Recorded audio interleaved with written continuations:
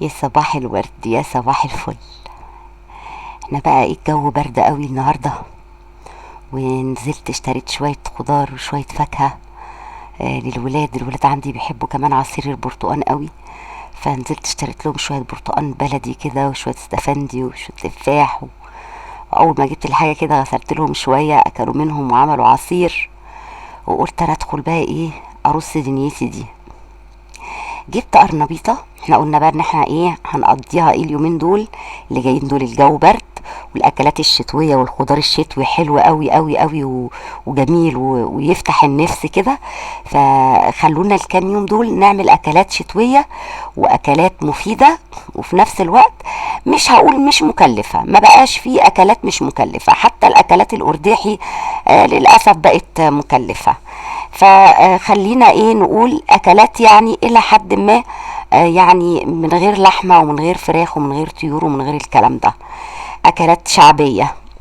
يعني عملنا البصارة، عملنا حبة كشك. هو الكشك مش أكلة شعبية، ولكن برضو اتعمل يعتبر أرداحي برضو.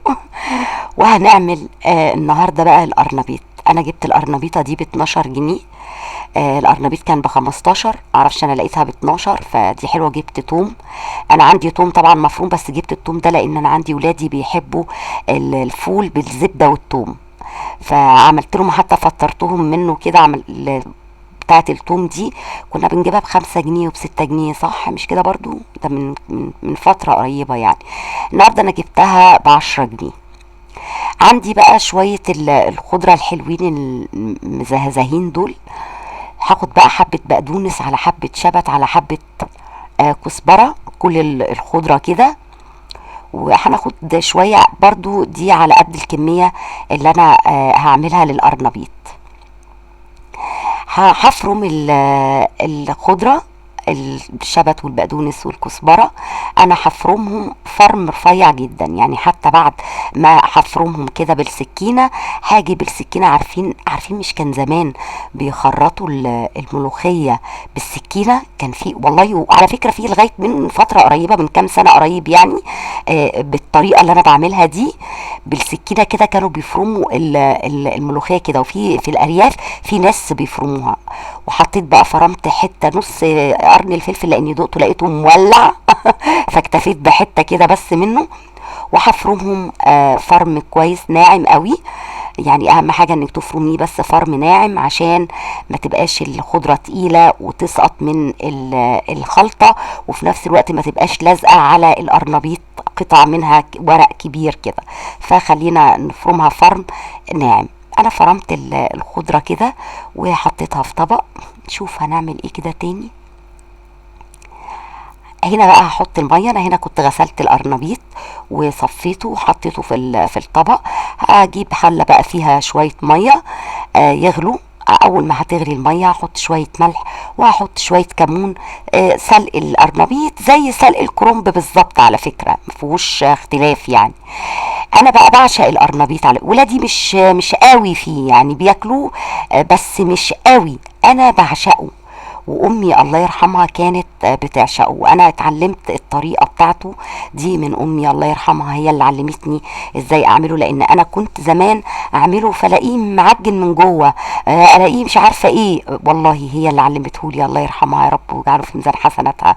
تقريبا المطبخ كله امي اللي علمتني يعني الاكل، او انا طالعه زي امي كمان في حته المطبخ دي. عندي بقى 3 بيضات.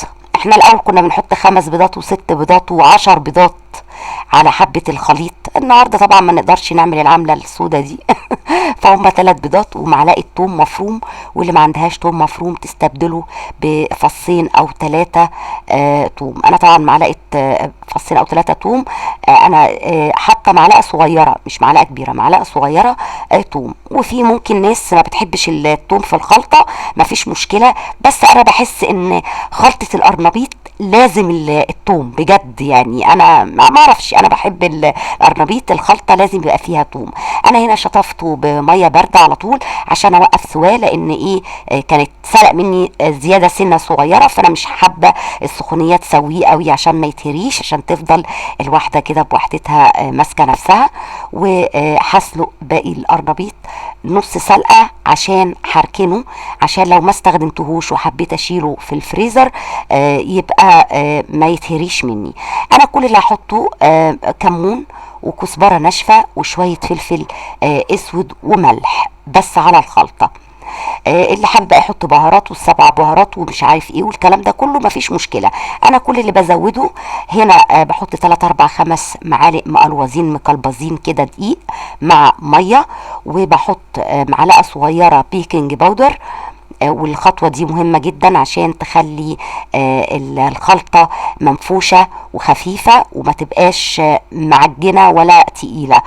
وبحط انا شعرة من يعني هنقول ربع معلقة كركم، ربع معلقه صغيره كركم للون بس عشان ما غيرش طعمه، بس للون بيخلي لون القرنبيط حلو. في ناس بتحب تخليه لونه اصفر قوي زي مطاعم الفول والطعميه ساعات بيخلوه لونه اصفر قوي، لا انا ما بحبش لونه اصفر قوي، انا بحب لونه يكون طبيعي، ولكن سنه الصفار دي بتبقى لطيفه، يعني لونها لطيف كده.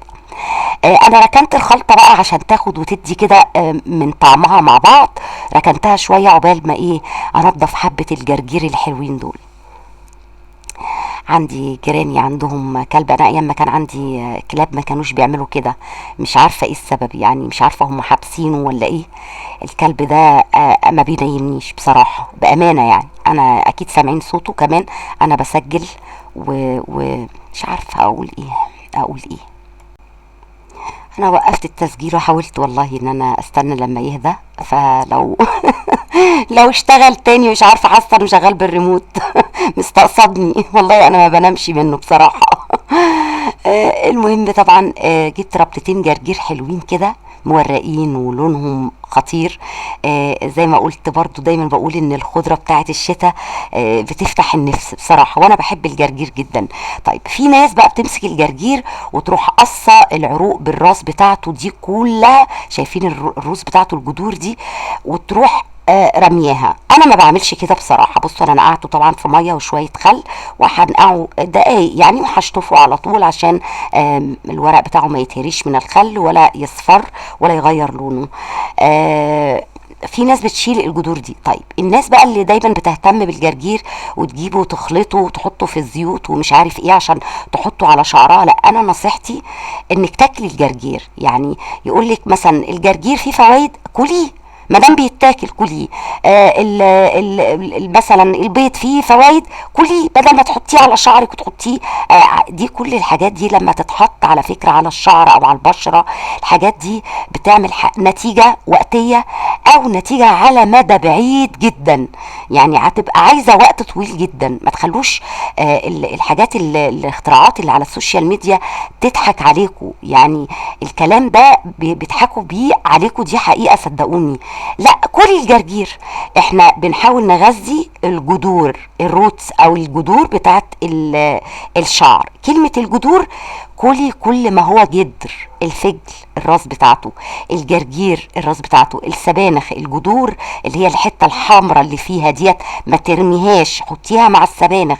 الجذور مهمه جدا، فاكل الجرجير افيد مليون مره من ان انت تطحنيه وتحطيه على شعرك والكلام ده. فخلوا الراس بتاعت الجرجير دي الجذور بتاعته اغسلوها ونضفوها بالسكينه زي ما انا عملت، حتى شكل الجرجير بيبقى حلو، يعني الا لو في الصيف بيبقى محروقه الجذور وبتبقى مش حلوه، وبيبقى اصلا قصينه او بلغه الفلاحين حشينه من بعد الجذور، فبتضطر تشيلي العروق بتاعته الرفيعه دي، مفيش مشكله. ولكن لو جايلك كده بالراس بتاعته وجايلك بالجذور بتاعته، يا دوبك نضفيها بالسكينه وتغسليه كويس وتنقعيه. انا هنا شطفته على طول بعدها دقيقه بس كده، دقيقتين، وبتشطفيه على طول. وزي ما قلت ما بسيبهوش كتير في الميه والخل عشان الورقه بتاعته ما تتهريش من الخل. انا كنت غسلاه اصلا ونقعاه في الميه والخل، وبعد كده شطفته شطفه، وبعدين هتشوفوا دلوقتي هنعمل ايه. طبعا هنا انا القرنبيط انا بحب بقى ايه ريحته في السليق، واحب اكله مسلوق جدا جدا. بحب ريحته وهو بيتقلي جدا. بحس انه بيقلب البيت، بيقلب العماره اللي انت فيها، الشارع اللي انت فيه، عامل هو والكرنب كده، تحس انه ايه، بيقلب الدنيا، بيتعرف على طول الناس دي عامله قرنبيط. زي ما انتم شايفين انا غسلت الجرجير غسله كمان كده شطفه حلوه، وهميله بس عشان يصفي الميه بتاعته على الطبق كده لغايه ما نجهز القرنبيط. هنا كان القرنبيط خلاص بدأ يتحمر تحفه، مقرمش ومحمر كده، ومش قادره اقول لكم. ويعني خلي الخلطه على قد ما تقدري تكون خفيفه، تكون ايدك ظبطها، ما تكونش تقيله عشان ما تبقاش معجنه وتركن جوه القرنبيط. هنا انا حمرت شويه، وحمر كام واحده تانية كمان على قد اكلتنا بس. والخلطة دي تقدري تحتفظي بيها في التلاجة، لو فضل منك خلطة تقدري تحتفظي بيها في التلاجة وتستعمليها في نفس اليوم بالليل، لو حابة كده تحمري حتتين تقلي حتتين، ممكن تاكليه تاني يوم. وممكن تقدري تحتفظي بيها بقى في الفريزر زي ما هي كده في كيس، تربطيه وتحطيها في الفريزر، وتقدري تطلعيها وتفكيها وتستخدميها تاني. على فكرة مش هيحصل حاجة، ولكن ما تخليهاش تطول عندك كتير يعني. هنا كنا خلصنا بقى قلي القرنبيط، وقليت بقى كام قرن فلفل كده حاميين حلوين. انا بعشق الفلفل الحامي يا جماعه، انا بحب الحاجات السبايسي. انا وادم ابني، اكرم ابني مش بيحب الحاجات السبايسي قوي. هنا بقى هنرص كده القرنبيط، كنا طلعناه على مناديل عشان يصفي لو في اي زيت او اي حاجه. ولكن اهم نقطه، خلي القرنبيط الزيت يقدح كويس قبل ما تحطيه وتوطي عليه عشان ما يشربش زيت. بصوا بصوا شكله طري من جوه ازاي، والغلاف اللي بره متقرمش. بصوا لونه يا جماعه. قومي بقى بسرعه كده، بعتي جيبي قرنبيطه، وقومي اقلي حبه قرنبيط وواحدتين جرجير كده وعيش سخن، واعملي سندوتشات بقى، حطي القرنبيط مع الفلفل الحامي مع الجرجير وكلي. احلى اكله انا بموت فيها، بعشقها بعشقها. وكل ما اعملها اطرحها على امي، لان كنت احب اعملها واكلها انا وهي اكتر اتنين في العيله بنحب القرنبيط كده، ما نحبوش بصلصه ولا بلحمه مفرومه ولا الكلام ده. احنا بنموت فيه مقلي كده، وبجد اكله روعه. بصوا الجرجير وجماله ولونه ونظافته، شكله يفتح النفس. قومي اعملي قرنبيط بسرعه كده، يلا اسمعي كلامي مش هتندمي.